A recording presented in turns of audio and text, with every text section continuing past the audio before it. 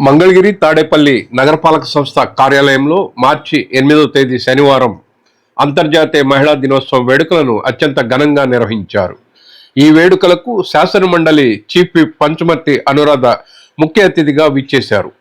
మంగళగిరి తాడేపల్లి నగరపాలక సంస్థ commissioner S Salim బాషా, additional commissioner Kantamneni Shakuntala పాల్గొని స్ఫూర్తిదాయక ప్రసంగాలు చేశారు. తొలుత చిన్నారుల సంప్రదాయ నృత్య ప్రదర్శనలతో అంతర్జాతీయ మహిళా దినోత్సవ వేడుకలకు శ్రీకారం చుట్టారు.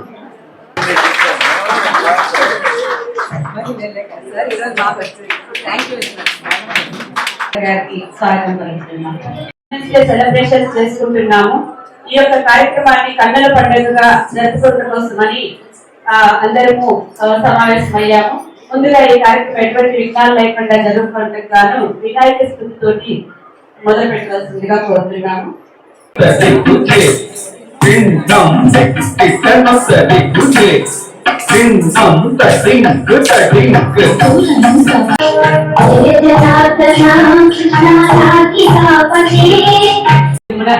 మహిళా దినోత్సవాన్ని జరుపుకుంటున్నాం మనం. మరి ఆనాడు వర్కింగ్ అవర్స్ లో మహిళలకి జరుగుతున్న విచక్షణ, అదే విధంగా ఈక్వల్ వర్క్ ఈక్వల్ పే అన్నట్లు సమాన పనికి సమాన వేతనము అనే ఉద్దేశంతో కార్ఖానాల్లో బయలుదేరిన ఈ యొక్క మహిళా ఉద్యమం అనేది అనేక మలుపులు తిరుగుతూ మహిళలు సమాజంలో ఎదుర్కొంటున్న అనేక రకాలైన విచక్షణని ప్రశ్నిస్తూ ఈ రోజు చాలా దూరం ప్రయాణం చేశాము. ఈ రోజు మనం చాలా మంచి గౌరవనీయమైన దీంట్లో ఉన్నట్లే లెక్క. మరి ఇంత ప్రయాణానికి ఎందరో త్యాగమూర్తులు, ఎంతో మంది ఆలోచన పరులు, సంఘ సంస్కర్తలు, వీరందరి యొక్క కృషి కూడా ఈ మొత్తంలో ఉంది. అటు మగవారు కూడా రాధా రామ్మోహన్ రాయ్, ఇక్కడ మన రాష్ట్రంలో కందుకూరి వీరసింగం గారు, వారి యొక్క కృషి ఆ రోజుల్లో ఎంత ఉందో, మధ్యలో మరి మహిళలకి సమాన హక్కులు ఇవ్వటం, ఆస్తిలో సమాన హక్కులు ఇవ్వటం, చదువుల్లో ఉద్యోగాల్లో రిజర్వేషన్ లాంటివి కల్పించడంలో దివంగత మన ముఖ్యమంత్రి గారు శ్రీ నందమూరి తారక రామారావు గారి పాత్ర కూడా ఎంతో ఉంది. వారందరూ ఎందరో కృషి ఫలితంగా మరి ఈ రోజు మనం ఒక గౌరవనీయమైన స్వేచ్ఛాయుతంగా మనకు కావలసినట్లుగా చదువుకుంటున్నాం, మనకు కావలసినట్లుగా ఉద్యోగాలు చేస్తున్నాం, అనేక రంగాల్లో రాణిస్తున్నాం. ఈ అందరి కృషికి ఈ రోజు మనం సంతోషంగా ధన్యవాదాలు తెలియజేయాల్సిన సందర్భము. ఈ క్రమంలో మరి మనము ఈ కార్యక్రమాన్ని జరుపుకుంటంగా ముఖ్య అతిథులుగా ఆహ్వానించుకున్నాము. ముందుగా మా అందరికీ ఉమెన్స్ డే సందర్భంగా విషెస్ తెలియజేయవలసిందిగా మన గౌరవ కమిషనర్ గారైన శ్రీ సలీం బాషా సార్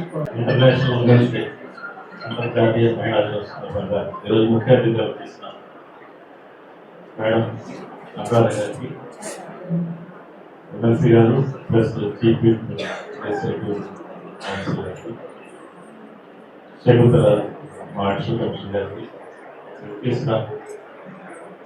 అందరు ప్రతి ఒక్కరికి, అందరి కొలీగ్స్కి, మన ఈ పట్టణంకు ప్రామినెంట్ బయటతో వచ్చిన ప్రామినెంట్ మహిళా మహిళలకు, ఆర్పీస్కి, ఎస్ఎల్జీ మెంబర్స్కి, అందరికీ ప్రతి ఒక్కరికి పేరు పేరున ఈరోజు అంతర్జాతీయ మహిళా దినోత్సవం శుభాకాంక్షలు. గత 100 సంవత్సరాల నుంచి మనం కానీ ఆలోచించుకుంటే మన దేశం కావచ్చు,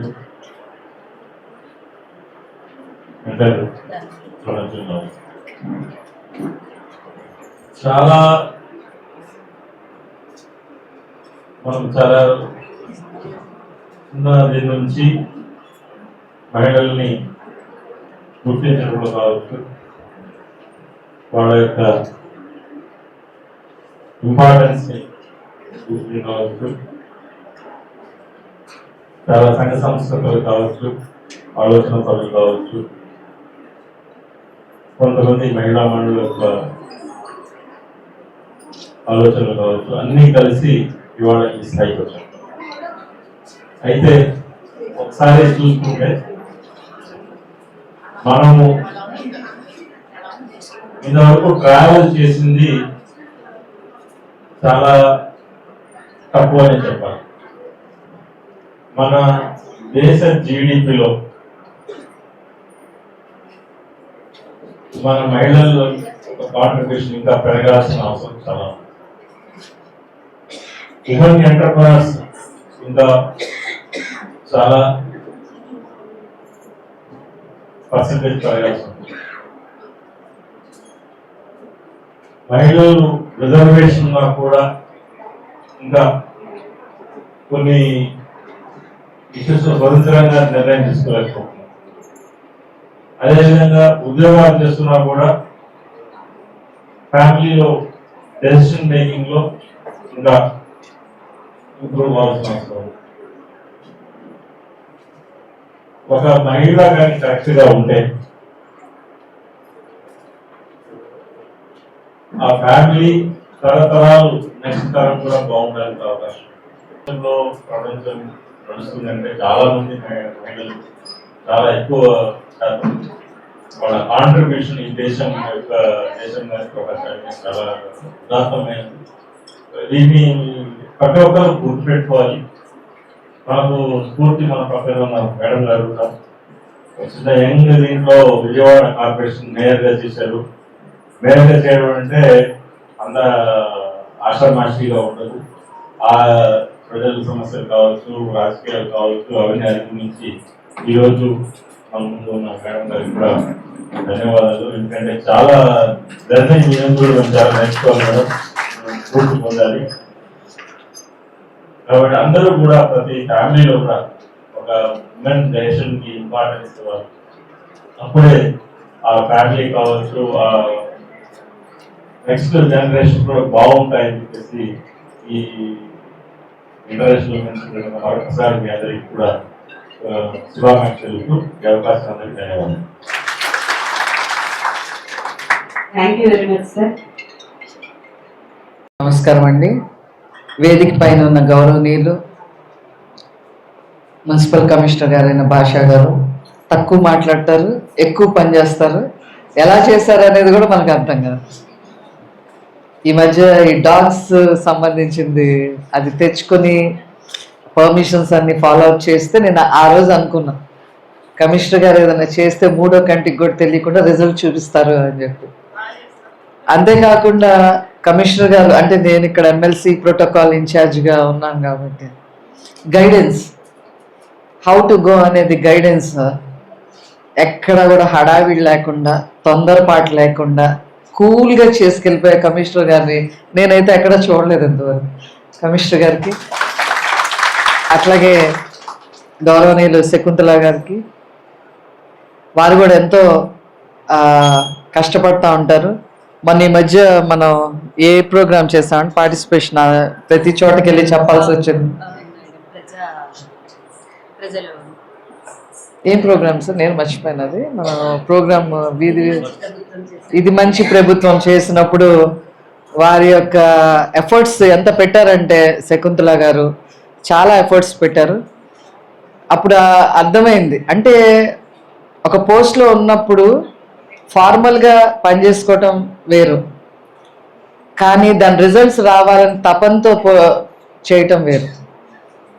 ఫార్మల్గా పనిచేసిన అందరికీ శాలరీస్ వస్తాయండి, ఎవరు అడిగేవాళ్ళు కూడా లేరు.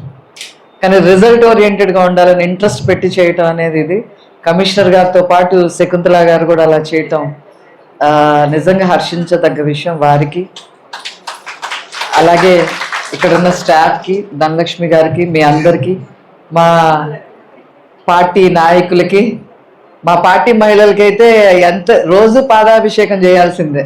ఎందుకంటే పొద్దున్నే ఇంకా మీకు ఎంప్లాయీస్కి మేబీ 10 to 5 ఉంటుందేమో, మాకు అది కూడా ఉండదు.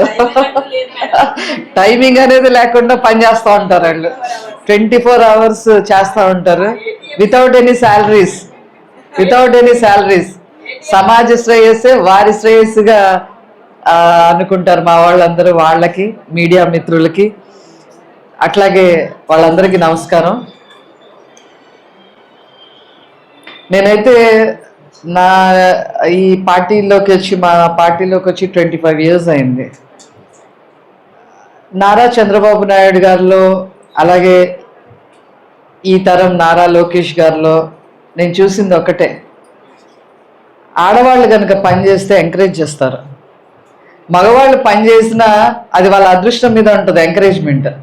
కానీ ఆడవాళ్ళు కనుక పని చేస్తే వాళ్ళకి ఖచ్చితంగా రిజల్ట్ చూపించి వాళ్ళని ఏ స్థానంలో కూర్చోబెట్టాలో ఆ స్థానంలో, ఉన్నతమైన స్థానంలో కూర్చోబెట్టే నాయకులు నారా చంద్రబాబు నాయుడు గారు, నారా లోకేష్ గారు అని చెప్పి ఈ సందర్భంగా నేను తెలియజేస్తాను. మీ అందరికీ కూడా తెలుసు, ఆస్తి హక్కు తేవడంలో కానీ, మహిళా రిజర్వేషన్స్ కల్పించడంలో కానీ, లోకల్ బాడీస్లో ఇప్పుడు చట్టసభల్లో కూడా రిజర్వేషన్ రావడానికి మొదటి నుంచి కృషి చేసింది నారా చంద్రబాబు నాయుడు గారే, కేంద్రంలో చెప్పటం కానీ ఏదైనా సరే. అట్లాగే పార్టీలో ఉన్నప్పుడు ఏ స్కీమ్ అయినా సరే అది ఆడవాళ్ళకి వర్తింపజేసే విధంగానే ఫస్ట్ ఆ స్కీమ్ని తయారు చేయమని చెప్తారు. ఎందుకంటే నేను ఆ మేనిఫెస్టో కమిటీలో కూడా ఉంటాను కాబట్టి నాకు తెలుసు, కాబట్టి నేను చెప్తున్నా. ఒకటి, చంద్రన్న భరోసా 5 లక్షల రూపాయల స్కీమ్ గురించి నేను చెప్తానండి. ఆ రోజు నేను ప్రత్యక్షంగా ఉన్నాను. అంటే అంటే ఒక నాయకుడు ఎలా ఆలోచించటం వల్ల ఎంతమంది బాగున్నారు అనేది నేను ఆ ఒక్క స్కీమ్ గురించి చెప్తానండి. భర్త చనిపోతారు, పిల్లలు ఉంటారు, మట్టి ఖర్చులకు ఇస్తాము, భరోసా కింద 5 లక్షల రూపాయలు ఇవ్వటం జరుగుతుంది. ఆనాడున్న బడ్జెట్ దానికి కొంతమంది ప్రపోజ్ చేశారు 5 లక్షల కన్నా 3 లక్షలు ఇస్తే సరిపోద్దేమో. చంద్రబాబు గారు ఆ రోజు చేసిన డిస్కషన్ నేను ఈ రోజుకి మర్చిపోనండి. భర్త చనిపోతే ఆ ఇల్లు గడవటం కష్టం,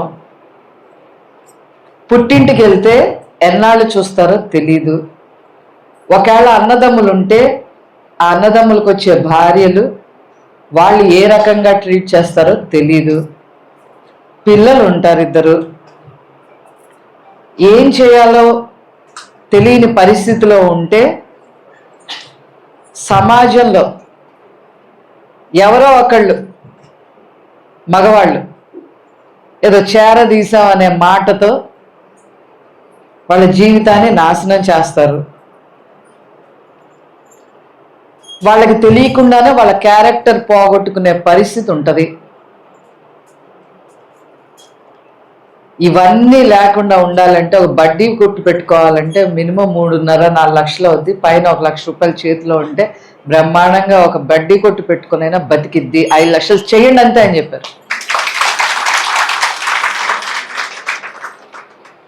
అలాగే ఇది కూడా తల్లికి వందనం కూడా, ఎంతమంది పిల్లలు ఉంటే అంతమందికి పిల్లలు ఇస్తాము అని చెప్పటంలో ఉద్దేశం ఏంటంటే ఒకరికి ఇస్తే మిగతా 2కి ఇల్లు గడవక పనికి పంపిస్తున్నారు.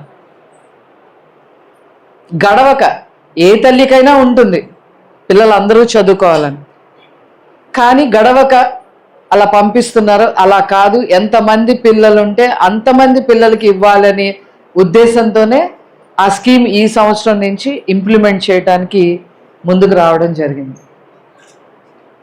అట్లాగే డ్వాక్రా మహిళలు ఆ డిస్కషన్లో కూడా నేనున్నా. ఆ డ్వాక్రా మహిళలకి ఫైనాన్షియల్గా వాళ్ళకి అసిస్టెన్స్ ఉంటే, ఆర్థిక పరంగా వాళ్ళకి స్వాలంబన ఉంటే, ఏదో ఒక పని చేసుకుంటే ఇంట్లో హక్కు వస్తుంది.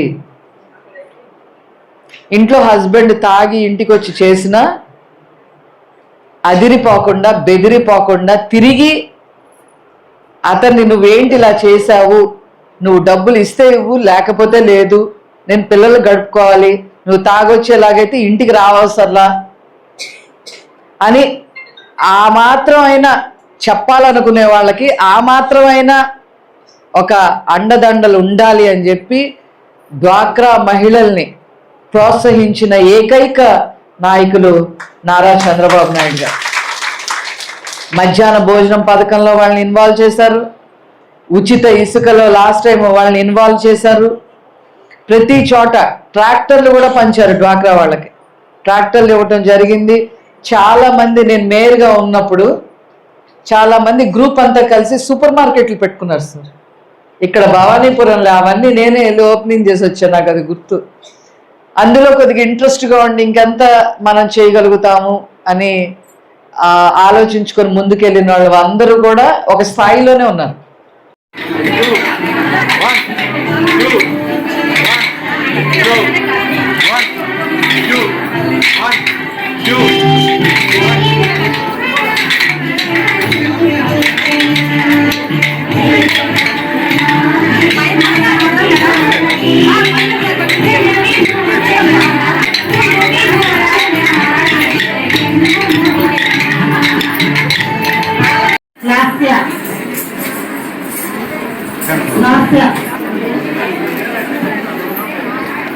తులసి, గాయత్రి, లాస్య,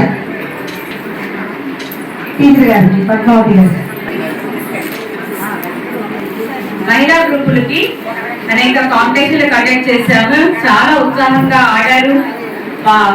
మ్యూజికల్ చైర్స్ కావచ్చు, లెమన్ స్కూల్ కావచ్చు, చాలా చక్కగా చదవండి. Panuganti Lakshmi Prasanna, second prize. పానుగంటి లక్ష్మీ ప్రసన్న. తర్వాత ఫస్ట్ ప్రైజ్ నారం నాగజ్యోతి. మహిళలకి అభిమానానికి భాగంగా ప్రత్యర్థులు మా గోడు మీ వాణి ద్వారా వినిపించడానికి సభాముఖంగా ధన్యవాదాలు తెలియజేస్తున్నా మేడం.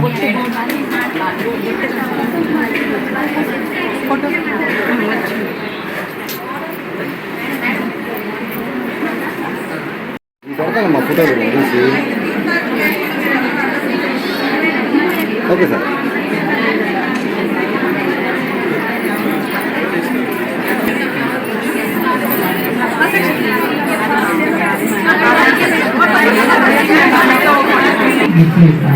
ఒక 5 నిమిషాలు వెయిట్ చేయండి.